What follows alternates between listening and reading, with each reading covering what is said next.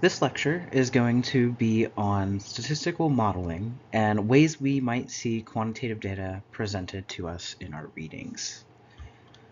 And as a disclaimer, this is at a high level. We're not going to get into the nitty-gritty of how these statistical tests work, but we're going to talk about how data is arranged and segregated, grouped, so we can understand the results that get presented to us when these kinds of statistical tests are used.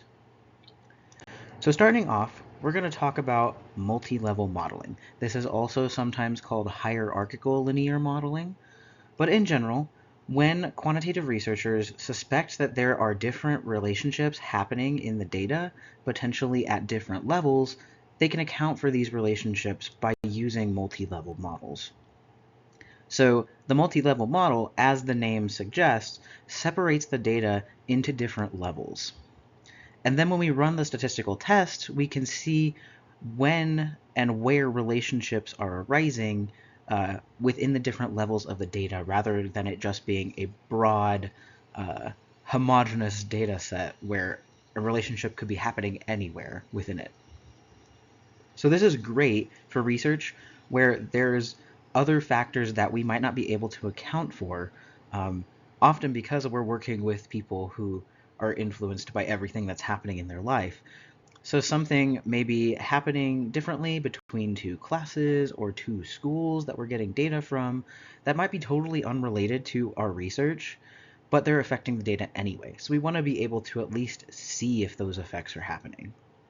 So I have this figure over here, which is simplified, but also works to get the idea across. So when we think of a multi-level model, we will have different levels of how we can group the data.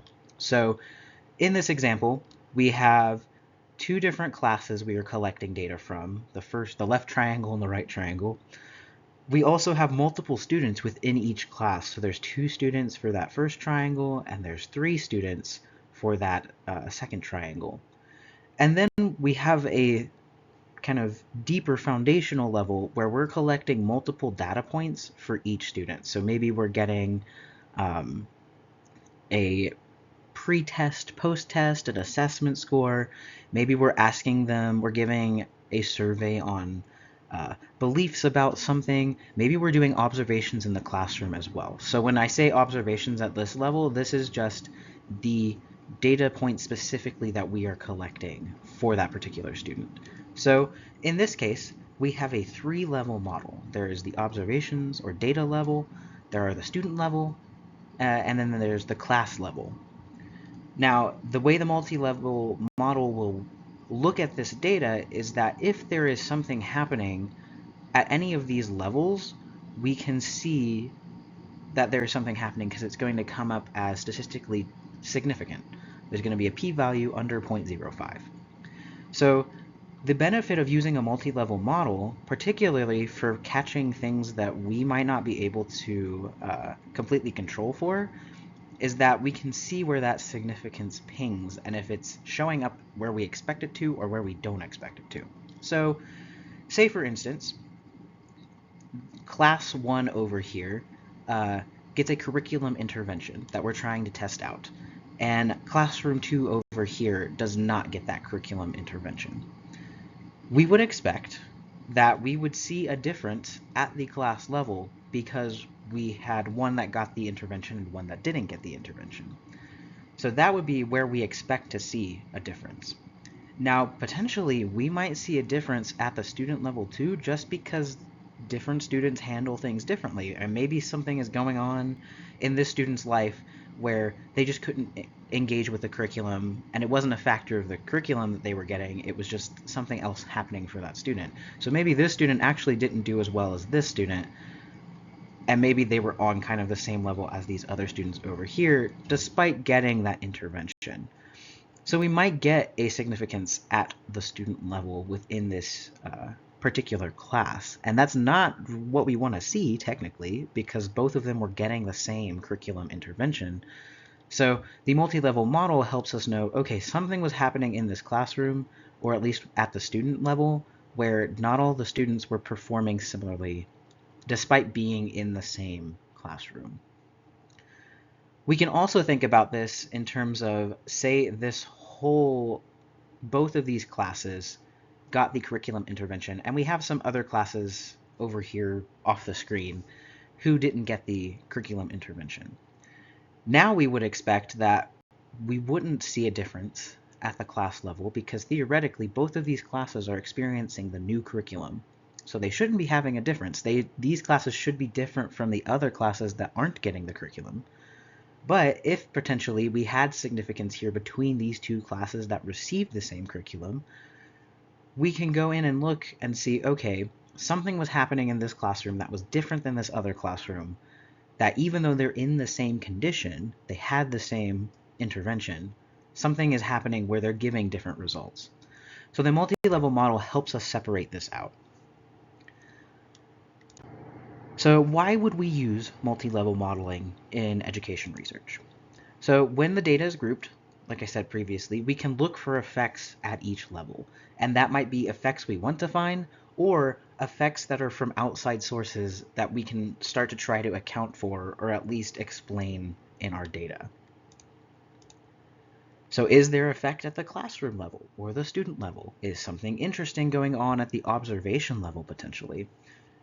Depending on what your data looks like, you might get significance at any of these levels, and it may or may not be what you're looking for in your study. So it's important to look at where the significance is happening and how the researchers interpret that significance, because that lets us know, besides their research questions, if they were expecting to find significance at any particular level. So whether it was surprising to them or not, essentially, and what that surprise might mean, because they should interpret why that was happening. So you might have been wondering, why does that figure on that previous slide not have a level above class? We stopped at class. We went from the observations to students to the class. So the key with multi-level models or hierarchical linear models, we might see either way of it being described. We need a pyramid of data that essentially has chains of data or multiple data points, multiple data sources under each particular point or bucket, however you would like to think about it. So you can think about, when we had that triangle of class, we had at least two squares, two students underneath. And then for each student, we had three data sources. So we need to have multiple either buckets or data points at the level underneath the next level up. And this is important because we need to have multiple things to compare. So if we were going to have a school level in that figure, we would need a whole nother set of classes that have a whole nother set of students and a whole nother set of observations so that we could have school 1 and a school 2 grouping. So with what that figure looked like before, where it was just the two classes at presumably the same school, there is no reason to have a level of school above it because there's nothing to compare on that level. There's no school 2 to compare to. So we have to have at least two different buckets at our highest level to warrant having that level. If you went up and made a school level for that figure, it wouldn't make sense because there's nothing to compare. So we want a sturdy pyramid that has at least two things under the level that's the highest, and also at the highest level it needs to have at least two things. Ideally, there is more than two things broadly underneath at the highest level just to have a rigorous and large data set.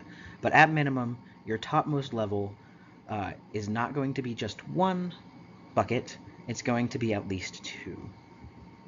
So if we wanted to have multiple schools, we would have to have at least two classes at a particular school so that we can actually look at our analyses. Otherwise, things are going to be funky. So we have to have this kind of increasing pattern. The further deep you go in the levels, the almost exponentially more points that you should have. So if we have a school level where we have two schools, then we need at least two classes at each school, if not more. More would be better. And then for going down from this class level to the student level, we need at least two students per class. Ideally more. We're usually going to get more than two students per class. And on till that last lowest level of observations should have hundreds of data points because we have multiple data points per student, multiple students per class, multiple classes per school. So we want that kind of large pyramid structure where that base foundational level of the data points is the biggest level, and we kind of decrease as we go up. But we never hit 1. We always have at least 2 in that topmost level. We also would want to have multiple classes at each particular school we're looking at because it helps account for variability within the school. So if I went with just one class at one school and something funky was happening in that class, I might get weird results when I compare schools and it's not because of my intervention, it's just because something was happening in that class. So if I can have 2 or 3 classes at the school, if something funky is happening at the class level, my analysis will pick up on it. So I know, oh, at school 1, something was happening weird in class 1, but class 2 and 3 had similar results. So I can account for that in my data. Versus if I just had class 1 and it was funky for some reason, that's what I have to work with. So it would limit how we can interpret the data because we don't know what's influencing the data. We just know something happened. So we will see multi-level models, particularly for studies that have pretty large data sets. And depending on what we're looking at, we might see them in large survey data that has all of this information we can split into students, classes, schools, potentially regions or states sometimes can be a level. We might also see this if we look at curriculum testing studies where they're trying to see how well a curriculum works. They'll use often multi-level models in those kinds of large studies to account for, is there something happening that's not my intervention that I can see in the data? So I can kind of tease apart, is my intervention working? Is there outside factors influencing what's happening? And so on and so forth. So multi-level models, the math itself can get a little bit complicated, but we don't have to worry about the math here. We're thinking about what the multi-level model does and why we use it. Now, we might encounter some other models that don't have that multi-level or hierarchical structure. So we might see things called linear or logistic regressions. Sometimes they're also called models, so a linear model, a generalized linear model, a logistic model. The goal of these is to, similarly to the multi-level model, talk about how variables are related to each other, and in particular with regressions, how some variables can predict what other variables are doing in our data set. Now, these are equations, so they're plugging in the data to predict particular values based on the other variables that they have. We're not going to worry about what the equations look like because, again, they can get really complicated, and when we see studies that are doing regressions, they will probably show us, they're supposed to show us their equations, so we will see it. You don't have to understand the nitty-gritty of the math, but you can understand how they're using this statistical analysis to interpret their data. So the key to knowing what's happening with the regression is to look at that modifying word right before regression. So linear regression assumes there's a linear relationship, and I'm going to show a figure in a second, but essentially it means that change in one variable has a associated consistent change with the other.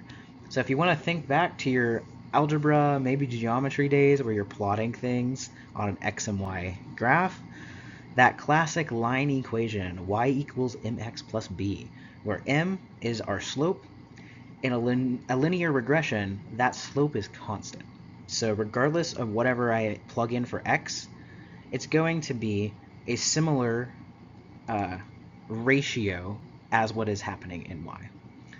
And this will make sense probably more when I show it visually, but we can look at this graph. We've got GPA versus ACT scores for 15 students. Now, I want to highlight a little bit tips for reading a graph, because this is going to come in handy for everything I'm going to show the rest of this lecture.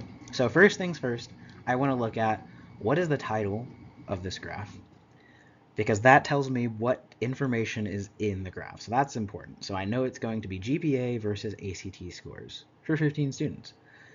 The next thing I want to do is I want to look at my actual axes down here. So on this x-axis, this horizontal axis, we have GPA. So when it comes to a graph like this, for regressions, for scatter plots, a rule of thumb that you can use to interpret what variable is predicting the other variable is looking at, okay, what is on this x-axis?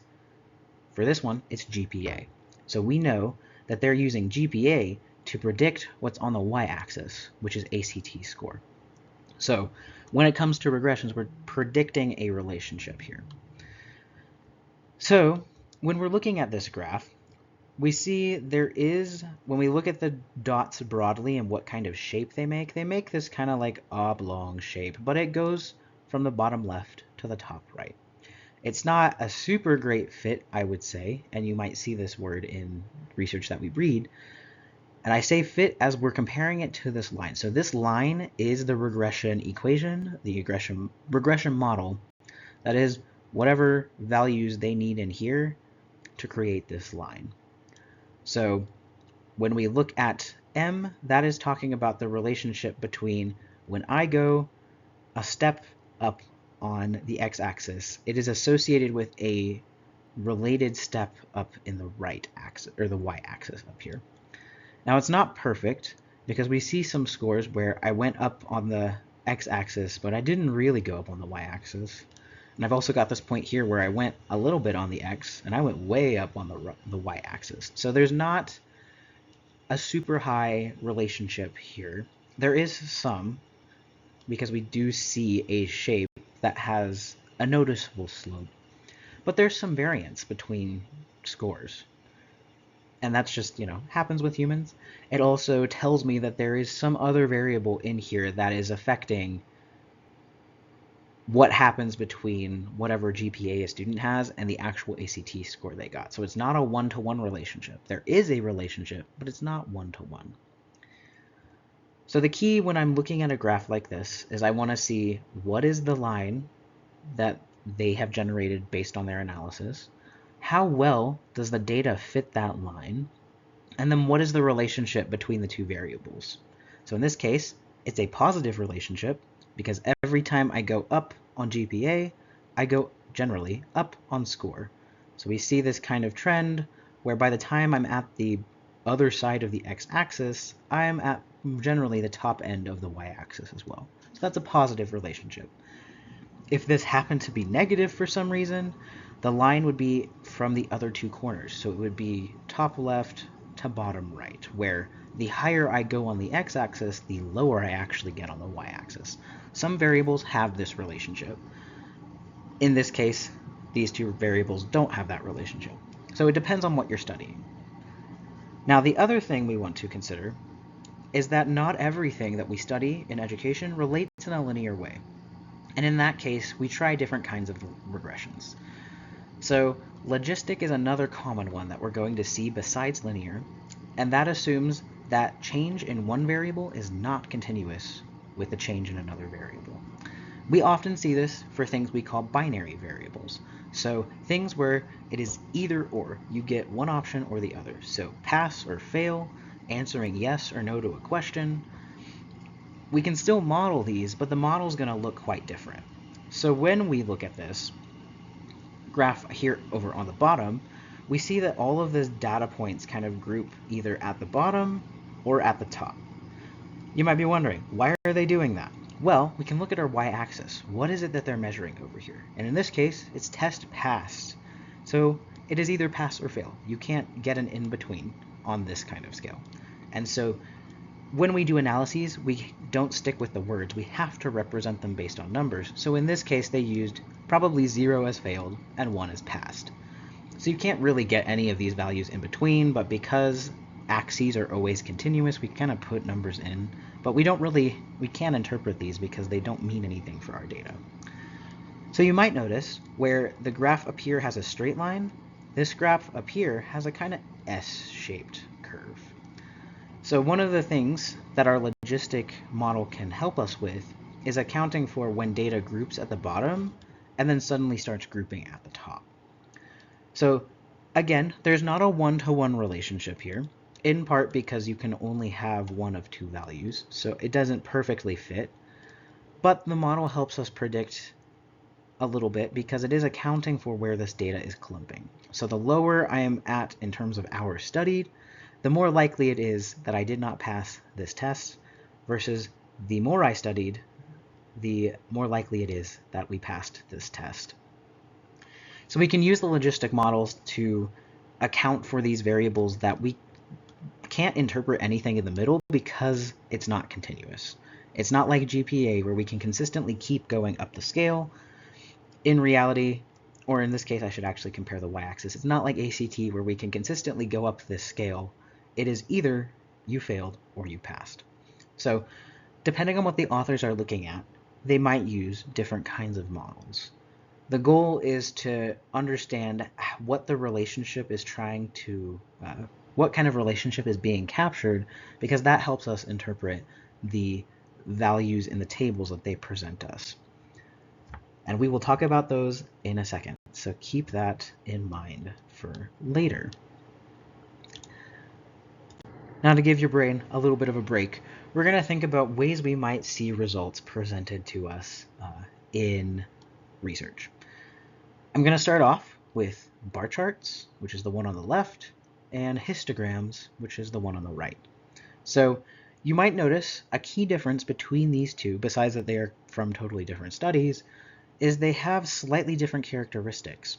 So you might notice in this bar chart, there are these gaps between the bars, whereas in the histogram, it is completely touching. Like there is no gap in between each of these. This has to do with the kind of data they are representing. So bar charts are used for categorical data.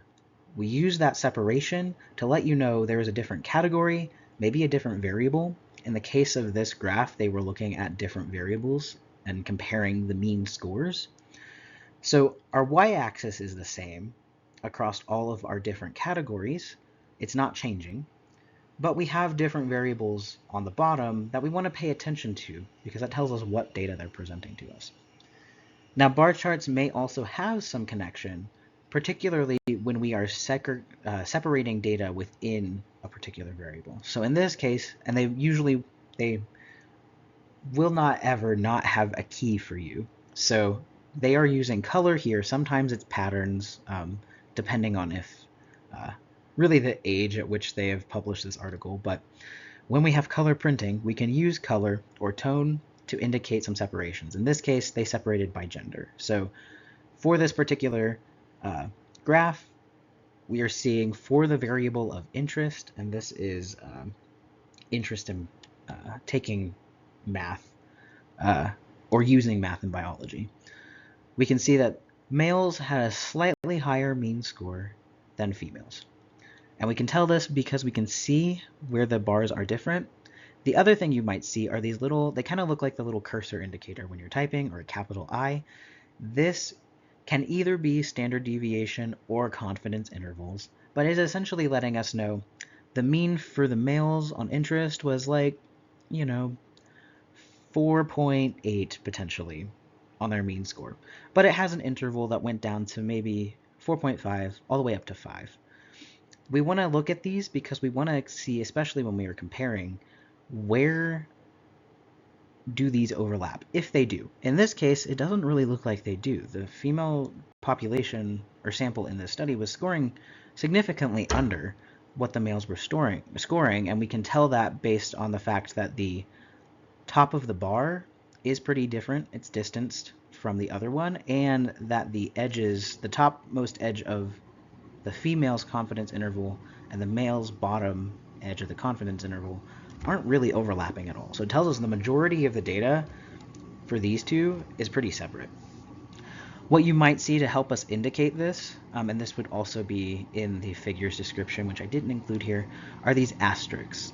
These asterisks let you know that there is statistical significant difference, and usually the degree to how significant it is, where one asterisk, like the one over here, means there is statistically significant difference at the 0.05 level, but it's also not under 0.01. So it's somewhere in between 0.049 and 0.1, somewhere. And you might notice there's less of a gap here, and there's a little bit of overlap between where these two bars kind of meet. So there is significant difference, but they're not as strongly different as what we're seeing over here. We've got 3 asterisks over here. Usually that means the significance is under 0.001. So it's pretty unlikely this is happening by chance. Now you might notice this middle bar. They're pretty much kind of matched. It's not a 1-for-1 exactly, but they're very overlapping. What you might see is the 2 letters NS. It just means non-significant. And that means when we compare these, they're not very different from each other at all. There's a lot of overlap happening between how students value math in biology based on gender. There's not a gender effect happening here. So bar charts are handy for giving us a lot of information about a study in one nice little graph. Now, when it comes to histograms, the key difference, again, is the kind of data they're presenting us. You might notice that the variable on the bottom is just 1. It is just the age groups and years. So unlike the 3 different ones we have in the bar chart, we have just 1 over here. Now there are different buckets in how they've categorized the data. So these age group buckets are what our bars are. And it's essentially telling us, based on what we see on the y-axis over here, that we're getting the number of people or the frequency of how many people in this age group say that M&M is their favorite candy. Now these bars are all touching because age is a continuous variable. Yes, we've made buckets for them, but 5 to 6 and 10 to 11 and 15 to 16 are all the same interval. That interval means something. Versus over here, there is no interval in between interest and utility value, or utility value and cost.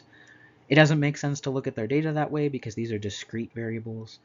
If we were looking at categories like what color shirts people are wearing today, if we had red and yellow and blue and green, we wouldn't want to connect those either because there's no, it isn't continuous in terms of what those mean because they're categories. They aren't a continuous measured variable like over here. So histograms can be really handy. Often it is a frequency that is on the y-axis. And it can essentially show us how the data is distributed. So where is the majority of the data in terms of people ranking M&M as their favorite candy? We see it's happening in this 16 to 20 age group for whatever reason. I don't know why this is happening, but it gives us a shape of the data so we can get a visual of what the data is looking like. So depending on what the author's goals are, they might be presenting their data in different ways. It depends on what kind of data they're working with and what they're wanting to show with their data. So the right or wrong way to present data really depends on what you're trying to present with your data and what your data is, rather than a blanket, this is a good way, this is a bad way. Now, another form that we might see that is sort of related to the histogram is a box plot. I see these less, but they still sometimes come up. And it's another way to show us the distribution of the data, but it's a little bit more abstract, and we have to know what the components of this graph mean. So it is, in a way, a combination of the bar chart and the histogram in that we do have groupings down here on the x-axis that we need to pay attention to. So in this case, it was if you had taken or were taking a statistics class while also being in another biology class. So there are distinct groupings. There isn't a continuum between previous, taking it before this class, taking it while you're taking this class, not of taking statistics at all. But within the data that's getting shown, the data here is continuous. So we're looking at pre and post survey scores, which is what we can figure out by the title. Normalized gain is another way to capture performance. It's not as commonly used nowadays. This is just what this graph happened to be using. So in general, a box, sometimes called a box and whisker plot, because these lines they like to call whiskers, shows us the distribution of the data. So there are some key parts of this that we can use to interpret. This middle line is where the mean is. Sometimes it is the 50th percentile, and sometimes the circle here is the mean. It is important to know that those might be separate, because if our line is the 50th percentile and the circle is the mean, if the circle ends up somewhere else, that isn't the 50th percentile.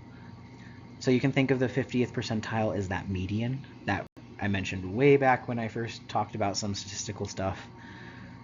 That could tell us that the absolute middle of the data set is not where the mean is, and that tells us there's some skew potentially happening. Now, in the case of these data sets, we don't see a difference in where the circle is and where the line is, so they're fairly normally distributed. They have different shapes, but they're still normally distributed. When it comes to these boxes, the borders of the box also tell us information. So the bottom border of the box is where the 25th percentile is. So we have 25th percentile, 50th percentile of that middle line, and then the top is the 75th percentile. So the box tells us where the majority, or 75% of the data is in this distribution. The tails also tell us where the rest of the 25% is, both on the top half and on the bottom half. So actually the boxes are containing 50% of the data. I realized I mentally did my math wrong. Sorry. So the boxes contain 50% of the data. The lower 25th percent falls within wherever the length of this tail is. The longer the tail, the more spread out the data is potentially. And then the tail on the top tells us where the 75th to the 100th percentile is for this data set. The tails generally capture the lower 25th and upper 25th as kind of the spread of data, but there's a chance that some outliers could exist that have a significant distance away from wherever the second lowest or the second highest score is. So if we look at this little asterisk over here, this lets us know for that bottom 25th percentile, all of the students in that area were falling within this line, but there was a student at the very bottom that had a score down here, and it was pretty far away from where the second lowest score was. We can also see this on the opposite side of a high outlier, where the top 25% were pretty much falling within this tail for this group, but the second highest score and the highest score had a really big gap in between. So we might see the highest most or the lowest most outlier indicated with an asterisk. Sometimes they will do the lowest and highest three. It kind of depends on what their data looks like and what makes sense for them to present to us. So we want to look at these to see the spread, and we can kind of interpret these similarly to how we interpreted the bar charts as well. So rather than thinking about those little capital I lines right at the top of the bar chart, we're going to look at what is the shape of this box. Is it small? Is it big? Where is that mean landing compared to the mean of the box that we're comparing it to? And then also, how much do these boxes overlap? So there is some overlap here in terms of the lower 25 to 50th percentile is kind of overlapping with the 50th to 75th percentile here. But our means are fairly different, and our tails are also not completely in the same area. So we know that there is some significant difference happening here. However, it isn't as strong as what we see in this middle section, where going from pre to post, there's no overlap at all. There's this gap where we're within the upper 25th here, the lower 25th percentile here. There is a lot of difference happening pre to post for this group of students. So these are ways that we can visually represent data differently, but it's still conveying the same information as the bar chart in that we're showing you, and it is in a way conveying a little bit different information as well, where we're showing you the distribution of scores within a particular data set in a little bit more complete of a visual way than a bar chart. But we're also showing you where there's overlap, where there's not overlap, how strong that not overlap is. Because ultimately we are looking for differences, generally speaking, unless we're not. Most of the time, though, we are. Given a pre to post survey, we probably do want to see a difference. So seeing that difference here is great. Seeing that this is less of a difference tells us there's something here we want to explore. So this is another way that a researcher might be able to present a lot of different data within one figure. So it's important to see what is it that they're comparing on the x-axis, if there are separations within each kind of variable, and also what is the scale at which, or the factor, the measure that they're using on the y-axis across all of these different variables. Another way we might see results is something called a scatter plot. So similar to what I showed you when we were looking at the regression line, now we have a negative relationship. We're going from the top left to the bottom right versus bottom left to top right. Scatter plots are great ways to show the relationship between two variables. So again, there's one variable on the x-axis, that mean index of math anxiety, and there's one variable on the right, mean mathematics score. So we're only looking at two variables, and we've got a bunch of different data points in here.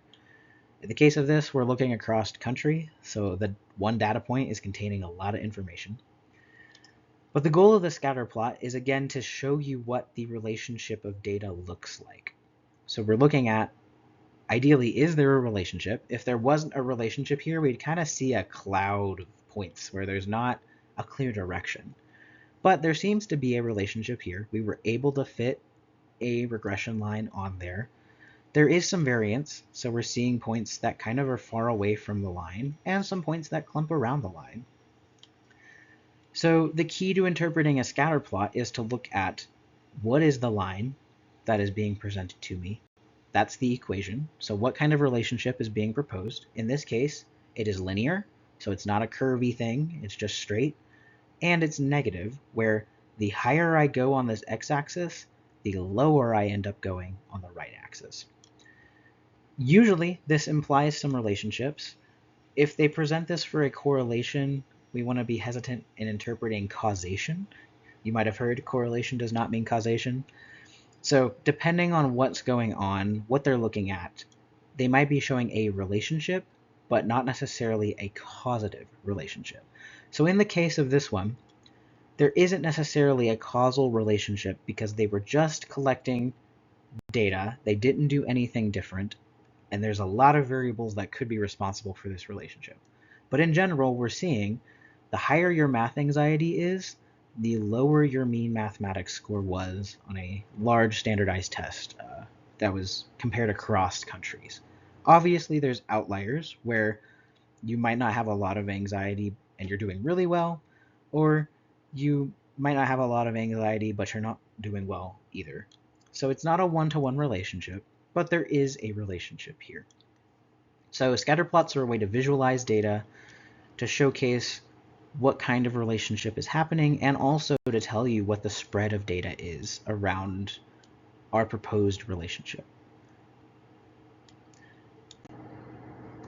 So now we also might see that scatter plot combined, or not combined, but paired with a table that gives us the data that formed that line. So we will see tables if they are doing correlations or if they're doing regressions as well. So this one happens to be for a regression. Tips for how to look at this table. The first place we want to start is the title, because we want to know what is it that they are trying to predict with this regression, because we know regressions are using our other variables to predict another variable. So in this case, they're using a regression to predict pretest scores. And in this case, this was math confidence and predicting math performance. So we know that they're predicting a pretest score. They give us the variables that they had in their equation. And the key here is to look at individual variables. So they are one term is what we would say. And then we want to look at interaction variables. So anytime you see a variable with an asterisk, sometimes it's also an x and another variable, that means there is an interaction where we're studying the relationship of both of these variables at the same time, influencing whatever we're trying to predict. So we need to know what they're trying to predict, what they're using to predict that pretest score. The next thing we want to look at is the p-value column over here, our fun p-value. What variables are statistically significant in predicting this relationship? That's what we want to pay attention to.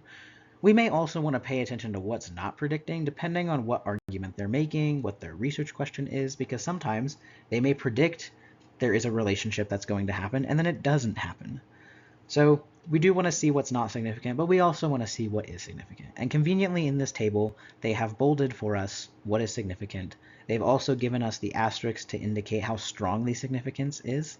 And usually they will give you a key at the bottom that tells you one asterisk is it's just under 0.05, but it's still above 0.01. If we get under 0.01, we get 2 asterisks, but it's not under 0.001. And if we get under 0.01, then we are really strong. It is well under 0.005. And it looks like in this table, their threshold for making it bold was just if the p-value was under 0.01. That isn't always standard. Often, it's usually the 0.005, or 0.05, sorry, is what is getting bolded. Just to let you know, hey, visually, these are the ones that were significant. The rest of these were not. Okay, so we know that there are 3 variables in this table that are significant. What do they mean? What do we do with them? So now that we know what to look at, we can see that these 3 bolded variables over here are the ones that they found had a significant impact on a student's pretest score. So what do we do next? Next, we want to look at the beta coefficient column. And so this B looking thing is a beta. It's a Greek letter. We love using Greek letters in math. So this is essentially the variable or the component of the equation that tells us how the variable is relating to that predictor variable that they're trying, or the predicting variable they want to predict. So in this case, when we look at math confidence, we want to look at 2 things. One, we want to look at what is just the absolute value of this number here. And right now it's 0.15. Usually on the scale, it can go to like 2 or 3. It kind of depends on what they're modeling. But in general, going from 0 to 2 to 3, that is our kind of scale of effort. Sometimes 0 to 1, it really depends on what they're studying. So when I look at this, it's not a super high value. It's only 0.15. It's not shabby in terms of like, it's not the lowest it could be to still get significance, but it's not super big either. It's not like 0.4, 0.5. So that tells me it does have an effect, but it's not a strong effect. The second thing we want to look at is what is the sign? Is it positive or is it negative? In the case of math confidence, it's positive, so I know that there is a positive relationship. So if you have higher math confidence, it was more likely you'd do better on your pretest. We can compare this with a variable that has a negative. So in the case of the interaction between grit and math confidence, for whatever reason, whatever is happening there, you were a little bit less likely to do well if you had a lot of interaction between these 2 variables. And potentially that could mean that if you had less math confidence and you were trying harder, maybe that effort wasn't actually helping you too much. But again, we can look at the absolute value. It's only 0.03, so this had a very minimal effect. It was still significant, still under 0.05, but not super strong. There's another way I can tell on this table the strength of the relationship that's happening here, and that is how well my variables that I have inputted into this regression are predicting my pretest score. And that is this r² value over here. So sometimes when we look at scatter plots, we can also see r² because it's related to that spread of the data points around that line. So in the case of this, our scale for reference is going from 0 to 1. It can be negative or positive depending on the relationship. In this case, we have a positive relationship going on because of the variables we've put in here. So it is positive, but it's not super strong. It's only 0.24. If our scale is 0 to 1, a strong relationship would be 0.7, 0.8, or 0.9. It's not that. So there is a relationship. It's not 0, but it's not a super strong relationship. And that makes sense given the beta coefficients we're seeing here aren't super big. So it's catching the effect of these variables, but these variables are clearly not capturing all of what is going on, because that r² value tells us how much variance in our data or behavior of the data is getting captured by our model. So if we were thinking about that scatter plot on the previous page, we can think about estimating an r value or an r² value for that slide where it fit pretty well. but there was potentially some variance that was not getting accounted for by those two variables. I think it was probably a little bit stronger than a 0.24, so maybe it was like 0.3, 0.4. It would also be negative, or actually no, it would not be negative because it is squared. Because of the math, it removes the negative. If we saw just an R value, it would potentially be negative for that scatter plot because there's that negative relationship. But for an R squared, because of the way the math works, we cancel out that negative. So in general, when we're looking at this table, we have 3 to 4 key things we want to look at. We want to read our title so we know what we're looking at in the table in terms of what are they trying to predict with the regression. We want to look at what are the variables they're trying to use to predict. So what are their predictor variables? And then we want to look at what was actually significant in this model. So what variables were actually predicting whatever we were trying to predict. And then what was the strength of those predictions and relationship in terms of was it a positive or negative relationship between the variable we're using to predict and the thing we are predicting. So these tables can be a lot.